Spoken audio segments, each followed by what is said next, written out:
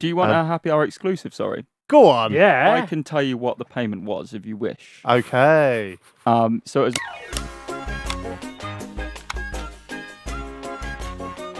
How many football shirts do you think you own, or do you know? 247.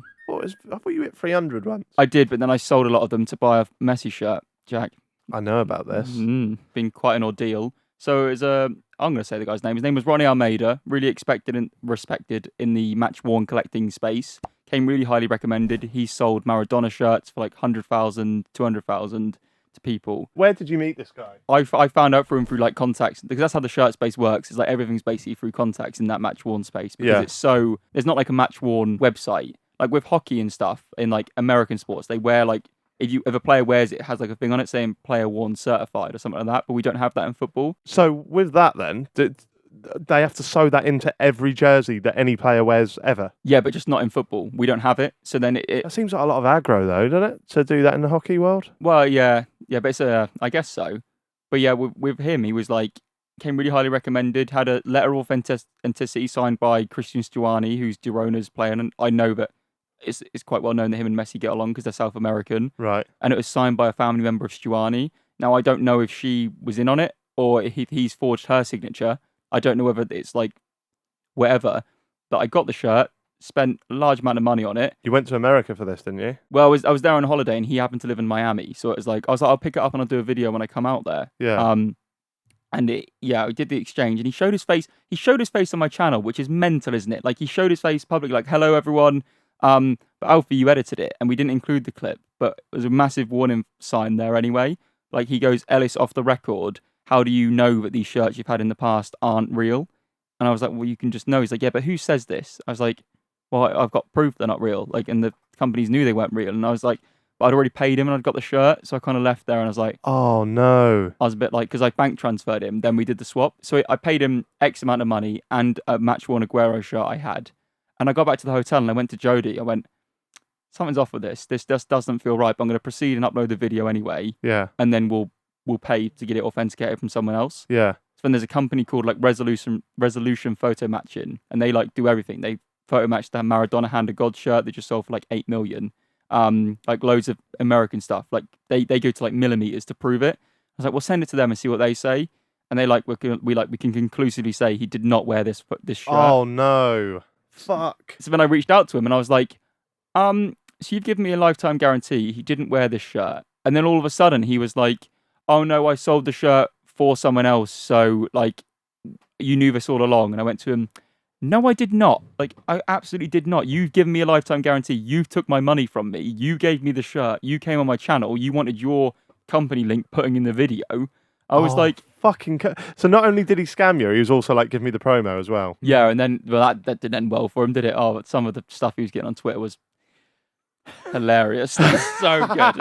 Like, was it almost worth it? Yeah, almost. Yeah. I can't pay rent for a few months, but other than that, it just turned out to not be real. He hasn't refunded me. I've tried to go through legal action. I've tried to do chargebacks through both my banks I paid with.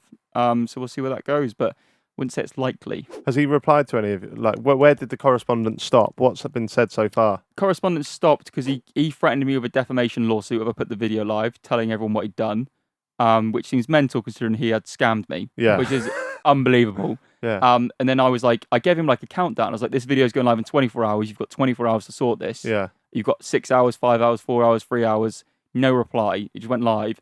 And then he changed his Twitter profile picture to just someone putting their middle finger up. Did he really? He honestly has, yeah. Oh, I'm going to try and find this. I just think surely this can't be how it ends. I think it Do you know is. what I just can't believe he can't get away with it. Sure, can you not go down the legal route? I've put through to like several. I can't say too much, but I'm hoping something happens. It's soccer_museum. Oh yeah. Soccer historian, writer, collector, World Cup football memorabilia. Can we not do something, Jack, with the power of social media to put pressure on this guy? Well, I think pressure can work. I think pressure can work. But I also do not want to condone people to go over to football. I also do not want to condone or encourage people to head over to at soccer_museum and tell the person what he thinks of them. Do not do that. Sorry, I 'cause didn't quite. What was the account you didn't want us to do that to? at sign, so shift and then press the button that gets the at up. Right, yeah. Soccer_museum. Right? Okay. Don't call him out Hmm. for being a scammer Hmm. and a cunt, and just leave it. And Yeah. then So- hopefully, You've so got I- to be careful because it can be so easy to set up a Twitter account if you haven't got one. It only takes a couple of minutes. So people I could do shouldn't- that and then just go Yeah. and do it even if they're not on Twitter. yeah. I shouldn't be commenting on everything he posts. No. Every single last thing he Especially not posts. for a whole year. Right. That would be too far. Yeah. That would be too far. Yeah. But imagine if everyone did that. That would not be worth That'd be like horrible, a wouldn't couple of I'd however much you spent on it. I'd hate it if they did that. I would hate Yeah. it. Do you know? I'd hate it, but like I'd kind of like you know when you got like a morbid curiosity for things. Like, I'd probably like don't them say anyway. that. Don't say that. What? Don't say that. Why? No. We'd hate it, Jack. Yeah. I am not going to create hundreds of accounts. No. I'm not going to do it. I'm No. not going to spend. You can see me, Alfie, sitting there all night tonight making hundreds I of couldn't accounts see you and do then it. just. Yeah, I don't I'm think not that doing that. that would happen. But yeah, shout out to Soccer Museum. Do you want a happy hour exclusive? Sorry. Go on. Yeah. I can tell you what the payment was if you wish. Okay. So it was my Match One Aguero shirt, which I'd spent 1,000 on and had offers of 2,000. So let's say it's worth, like, let's meet in the middle, say it's worth £1,500 Yeah. and $7,000. Fuck. Thank you to Revolut for sponsoring the series. Wow. So do you think is legal action proceeding or? Yeah, so which worst case scenario, if anything comes from this, hopefully no one ever buys from him again. Yeah. It's shite that I've lost a lot of shirts. Like, I sold it from my own collection to fund it. It's shite that I didn't get the shirt I thought I finally had. But if he can never sell an item again and he's stuck with all these fake items and like his livelihood is like, his reputation's gone, that for me is fine. Yeah. Yeah. And if anyone out there does know Messi and has got a match worn knocking about, then Ellis is your man, I guess. I would ideally pay lower than that price I've just said. Thank you very much. No, I'm saying give it. Do a charitable act, because if you put good energy into the world, I guess something good might happen to you. I don't know. I don't know. Karma and that. Was that Yeah. Gandhi? Yeah, I think so. I think you quoted that word for word as well. Beautiful. Verbatim. Ian Gandhi. What advice would you give to collectors, particularly ones who are interested in match worn, to try and spot? How can you spot a fake from a real? So I'm quite bad at it. Luckily, like I know like a lot of people who are good at it. But like look at photos from that game that people are claiming they wore it from. It usually Google or Getty Images is great. With Nike shirts, it's quite handy because like the bottom left of a Nike shirt, there'll be like a product code.